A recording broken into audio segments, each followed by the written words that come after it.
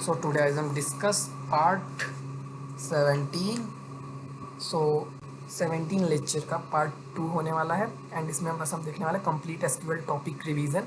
कौन कौन से टॉपिक को हमने कवर किया था, सो उन सभी टॉपिक्स को हम देख लेते हैं कि हमारा जो टॉपिक्स, जैसे पहला हमने डेटाबेस समझा, टेबल देखा, create database and how to use database and create tables and next हमने क्या देखा था एसक्यूएल की इस सीरीज़ में इंसर्ट इनटू। इंसर्ट का यूज़ क्या होता है, किसी भी डेटा को कैसे हम इंसर्ट कर सकते हैं अपने टेबल में। एंड सेकंड है how to select use. Select का यूज़ आप कैसे करोगे वो भी मैंने काफ़ी अच्छे से बताया। एंड वेयर क्या होता है, कंडीशन कैसे अप्लाई किया जाएगा, उसके लिए मैंने वेयर क्लास का यूज़ समझाया। कंपेरिजन ऑपरेटर की कंपेरिजन कैसे किया जाएगा, एक ऑपरेटर्स के बीच में दो, जैसे कोई भी दो डेटा होंगे कि ये डेटा बड़ा है ये डेटा छोटा है, तो उन्हें जानने के लिए हम कंपेरिजन ऑपरेटर का यूज़ करेंगे। एंड नेक्स्ट है logical operator. Logical operator like and और नॉट, जो कि मैंने वीडियोज़ में आपको बताया था। एंड नेक्स्ट हमारा ऑर्डर बाई।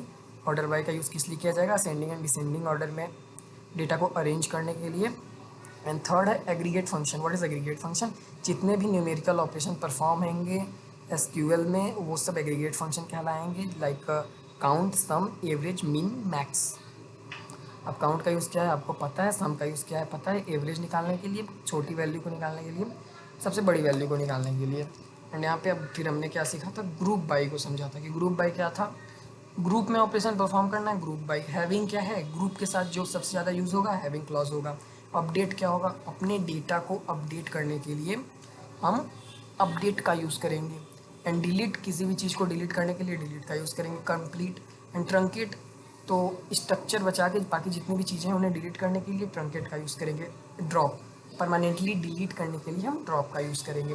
कंस्टेंट क्या होते हैं, जिनकी वैल्यू को चेंज नहीं कर सकते हैं, like primary key, not null, unique, default, auto increment. And बहुत से लोगों के मन में ये भी आ रहा होगा कि यार इन्होंने प्राइमरी की बताया तो इन्होंने फॉरेन की नहीं बताई, सुपर की नहीं बताई, कांस्टेंट की नहीं बताई, अल्टरनेट की नहीं बताई। भाई मुझे पता है मैंने नहीं बताया, बट डेटा एनालिटिक्स में जो चीज़ें इंपॉर्टेंट है इस प्लेलिस्ट में मैंने उन्हीं चीज़ों को केवल मेंशन किया है।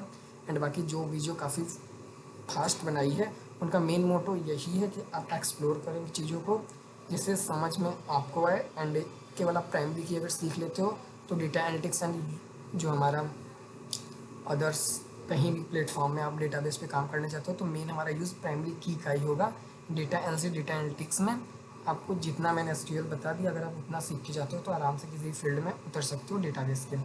एंड बाकी हमारा ऑटो इंक्रीमेंट। एंड अगर एसक्यूएल जॉइंस की बात करें तो inner join, left join, right join, जो कि मैंने तीनों को आपको बताया था। एंड अगर आपको समझ में ना आया तो आप बिल्कुल इसे एक्सप्लोर कर सकते हो एंड कमेंट में बता सकते हो। एंड नेक्स्ट हमारा क्या होता है, सब क्वेरीज एंड लिमिट्स। सो यहाँ पे हमने डेटाबेस के सीरीज़ में पूरी तरह से कंप्लीट कर लिया।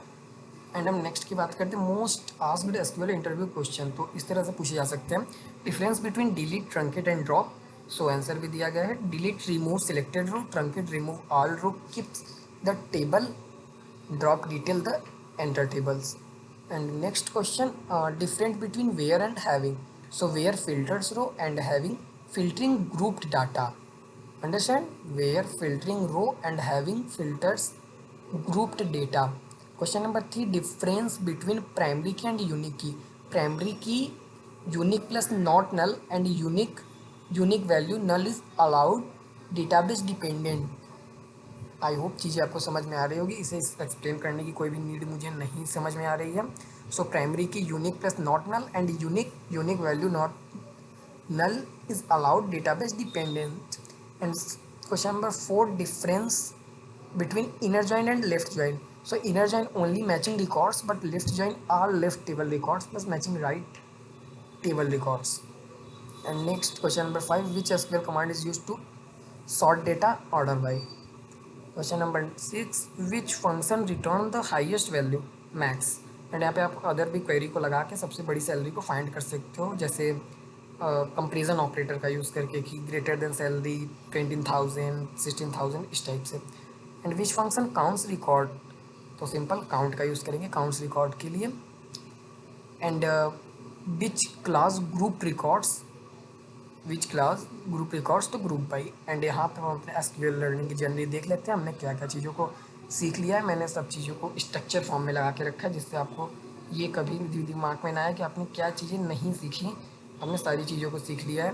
कौन कौन सी चीज़ें? Database, table, insert data, retrieving data, filter data, sort data, aggregate function, group by, having clause, update delete, constants, joins, sub query, real analytics queries and practice recommendation. अगर हम आपको बताएं कि प्रैक्टिस रिकमेंडेशन आपको क्या करना है, तो बिफोर मूविंग टू नम पाई, मतलब अब जो हमारी सीरीज़ आने वाली है वो नम पाई एंड पाइथन बेसिस रहेगी, जिसमें मशीन को लर्न करा रहेंगे, मल्टीपल चीज़ें होने वाली हैं डेटा एनालिसिस के बेस पे। तो इससे पहले आपको क्या चीज़ें करनी है, तो practice the this SQL query at last 2-3 times. MySQL workbench क्या क्या करना है आपको? क्रिएट टेबल करो, select, insert, where, order, group, having, join, update, delete, limit. ये जितनी भी चीज़ें लिखी हैं इन्हें ज़रूर से यूज़ करना, जिससे दिमाग में चीज़ें चलती रहें। The practice will make you SQL foundation strong. And phase 3 हमारा कंप्लीट हो चुका है। एंड अगर हम अब बात करें कि नेक्स्ट फेज़ पे हम क्या करने वाले हैं, तो नम 5 और डेटा एनालिटिक्स, एंड उसमें क्या क्या चीज़ें होंगी, like what is NumPy, what is NumPy's use, installation, import NumPy and creating array 1D 2D NumPy Python list. From day 21 onward it will start Python libraries for data analytics. NumPy is the first and one of the most important libraries than data analysis ecosystem. सो अब जो हमारी videos आने वाली हैं वो phase 3 में आएंगी। And phase 3 को जहाँ तक मुझे लगता है कि 100 लेक्चर तक हम पूरी तरह से कंप्लीट कर लेंगे, या फिर 19 लेक्चर तक ही हम चीज़ों को कंप्लीट कर लेंगे। सो आपको यहाँ तक एसक्यूएल मैंने पूरा तरीके से कंप्लीट करा दिया, फाउंडेशन मजबूत करा दी। सो आपको कोई भी क्वेरी होगी तो आप डायरेक्ट कमेंट में लिख सकते हो। So thanks for watching this video and please share. Thank you.